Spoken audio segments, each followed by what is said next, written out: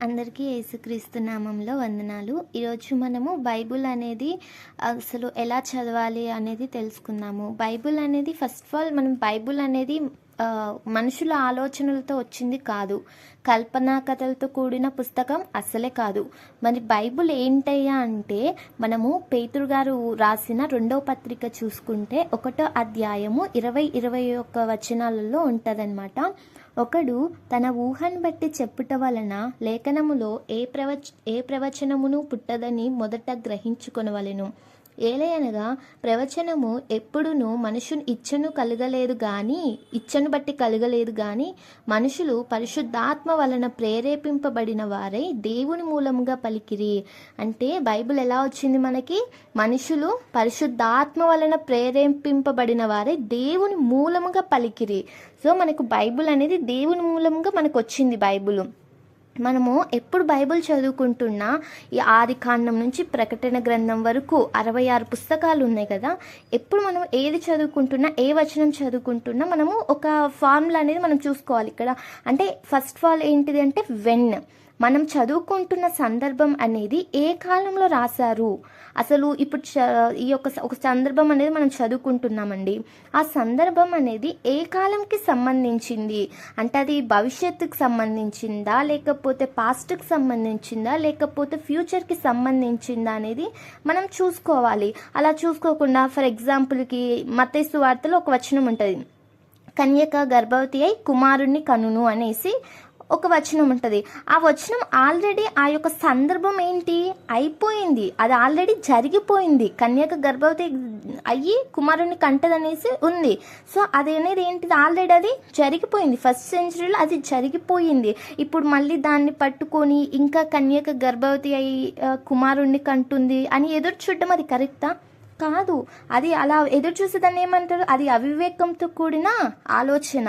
అంటే ఎప్పుడు బైబుల్ చదువుకుంటున్నా కానీ అది జరిగిందా, జరిగిపోయిందా, జరగబోతుందా, లేకపోతే ఏ కాలానికి సంబంధించింది, భవిష్యత్తుదా అనేది మనం ఎప్పుడు కూడా చెక్ చేసుకోవాలి. ఏ వాక్యం చదువుకుంటున్నా అది ఏ కాలంలో రాశారు, ఎవరికి సంబంధించింది, ఫ్యూచరా, పాస్టా, ప్రెజెంటా అనేది మనము చూసుకోవాలి. అలాగే వేర్ అంటే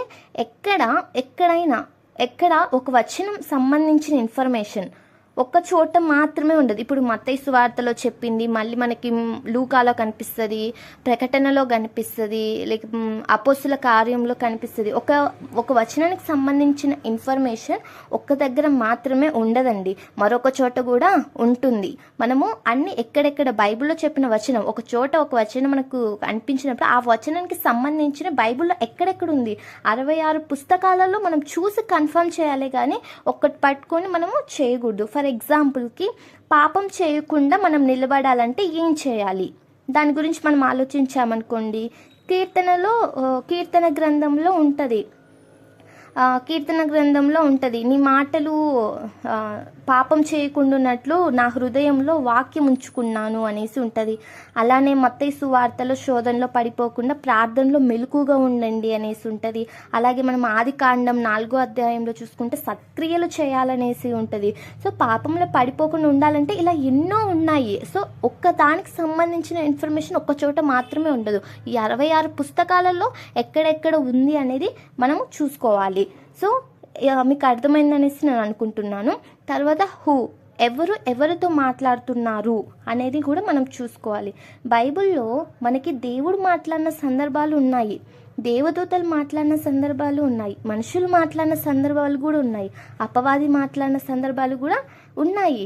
సో మనము ఇక్కడ ఏం ఎవరెవరితో మాట్లాడుతున్నారు, ప్రతిదీ నాతోనే అనేసి మనం అలా అనుకోకూడదు.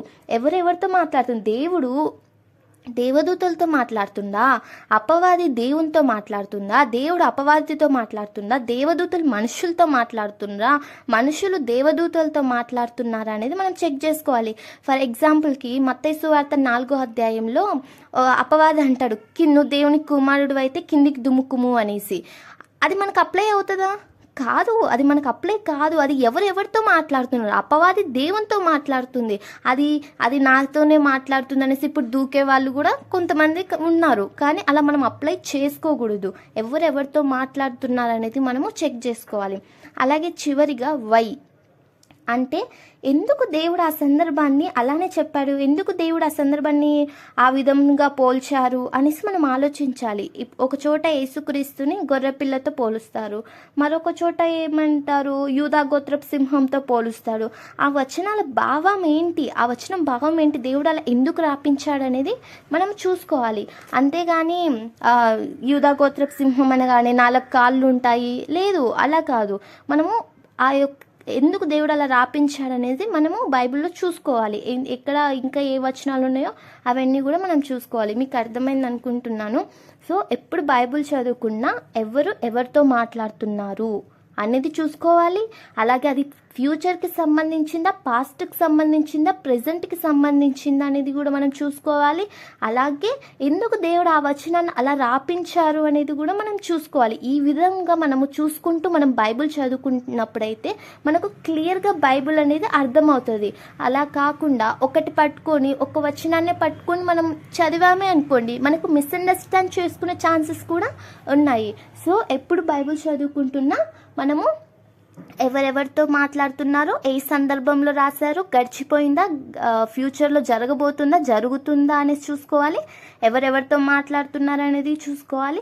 అలాగే దేవుడు ఎందుకు అలా చెప్పారు అనేసి కూడా మనం ప్రతిదీ కూడా చూసుకుంటూ వాక్యం చదువుకున్నప్పుడు మనకు క్లియర్గా అర్థం అవ్వడానికి చాలా ఛాన్సెస్ అనేటివి ఉన్నాయన్నమాట. సో ప్రతి ఒక్కరికి బైబిల్ ఎలా చదవాలి అనేది అర్థమైందని అనుకుంటున్నాను.